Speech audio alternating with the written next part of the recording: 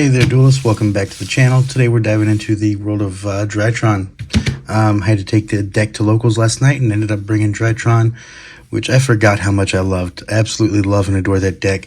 I know it's not meta, but it's super competitive. It played well against everything out there. You have Droll, okay.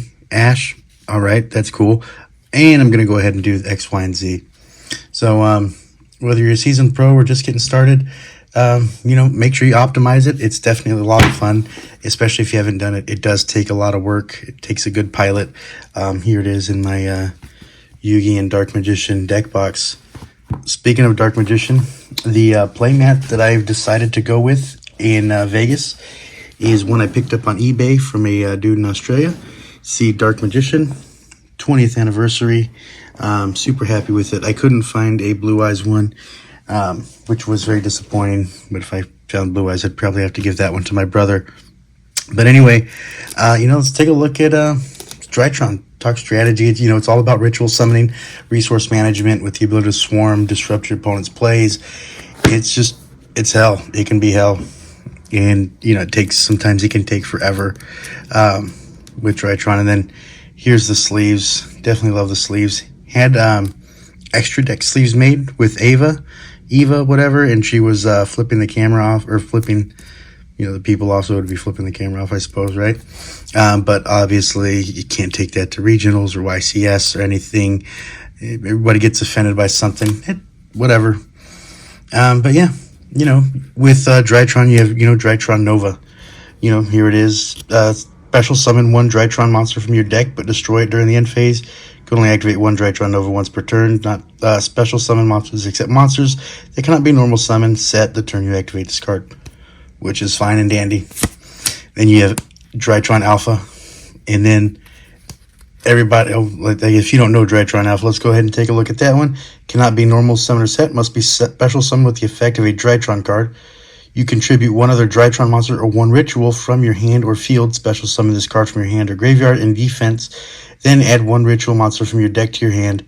Cannot special summon monsters except monsters that cannot be normal sets. Turn blah, blah, blah. So that's Alpha. Alpha's, goated.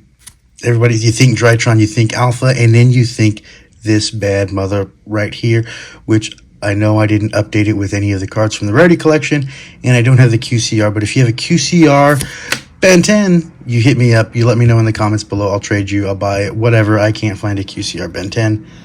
But Cyber Angel, Ben 10, there she is. If you ritual summon this card with Machine Angel Ritual, this card destroyed monster of battle, sends to the grave, inflict damage to your opponent equal to that monster's original defense in the graveyard.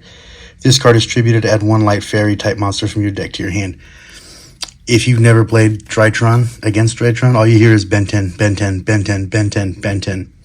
I can't tell you how many times I heard Ben 10 when I first watched my brother play it, and then he got me into it. And Zeta, definitely cool too. Love Zeta. Haven't updated any of the card artwork. Got rare collections. And then somebody called me out on my Vanity's Ruler for not being the top rarity. But Vanity's Ruler cannot be special summoned. Your opponent cannot special summon monsters. Who doesn't love Vanity's Ruler? Look, he's a badass. Awesome effect, a strong card. But yeah, so I took Drytron last night. I definitely had a lot of fun. It took me a minute to remember a bunch of the combos. I did kind of screw myself the first two games, I believe, just because I did not sub out all the cards that I originally changed, which they are sitting right over here. So brother, if you're watching this, don't get mad. Everything is where it needs to be. I just forgot to do it when I was trying to make my Drytron Dystopia the Despondent deck, which failed miserably. If you don't know who Dystopia the Despondent is, he's a bad mamma jamma. Sorry about that. At 5,000 attack, 5,000 defense, and I have 3 copies. And let me pull up my Shonen Jump copy. There we go. Shonen Jump, Dystopia the Despondent. There he is. Shonen Jump. Cannot be normal summon. Must be special from your hand or graveyard by sending 4 face-up level 1 monsters you control to the grave. Cannot be special summoned by other ways. Only monsters you control cannot attack during other player's battle step. Once battle involving this card, you can banish One level 1 monster from your graveyard until the end of the damage step. This card is unaffected by other card effects. 5,000 attack, 5,000 defense for Dystopia. I thought it would have been cool. Everywhere I looked online, everything I did, could not find anything to get Dystopia the Despondent onto the field. Could get him onto the field, but it's just he's big. He's a beat stick, but so is Blue Eyes, and look where Blue Eyes decks are. Yeah, it sucks, but it is what it is. Another thing I found at locals last night: Blackluster Soldier, Envoy of the Beginning, ENC 025, unlimited, not first edition, so definitely not worth its weight in gold as the first edition. Still cool. And then I'm sure you can see my Cubone plushie, who I mistook for Charmander when I originally talked to somebody at the table. But yeah, so there's that Drytron. And, it's a blast.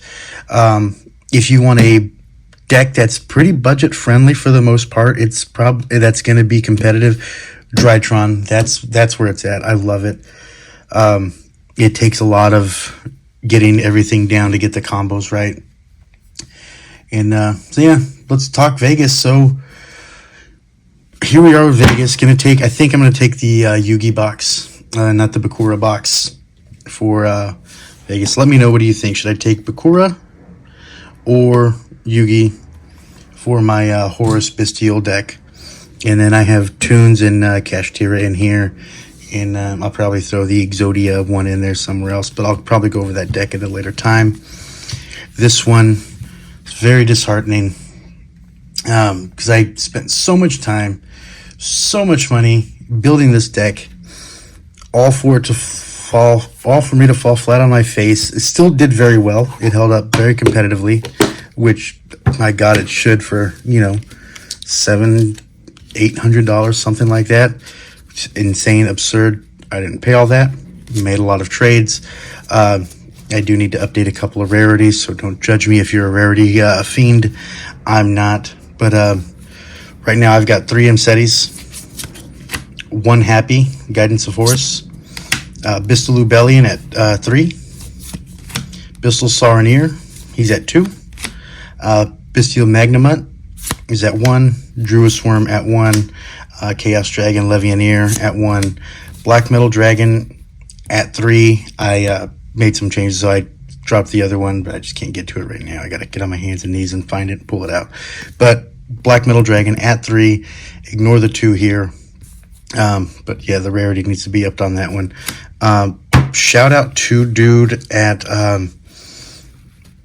Sun Valley Gaming for hooking me up with these. I still owe you to go to either look through my trades, whatever you want. I owe you.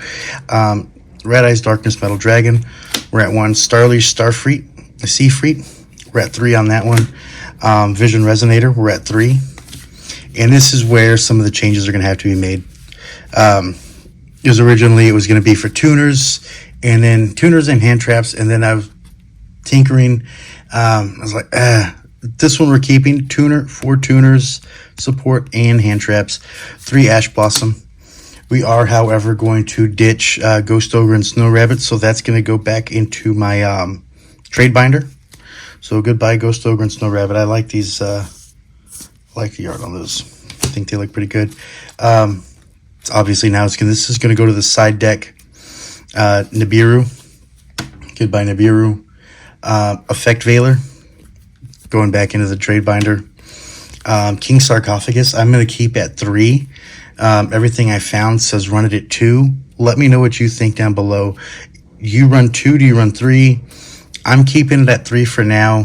Things can always change. I still got, oh my God, less than a month now. The Super Polys, those are going back into the trade binder. They're not the rarer ones. These are BLMRs. I have the rare ones in my, from the OTS packs. And I think it's the OTS packs that are a little more expensive in my trade binder. But these are going in the trade binder. So goodbye, Super Poly. Crimson Gaia still running at 1. Branded Regained running at 1. Chaos Space at 1. Forbidden Droplet at 1.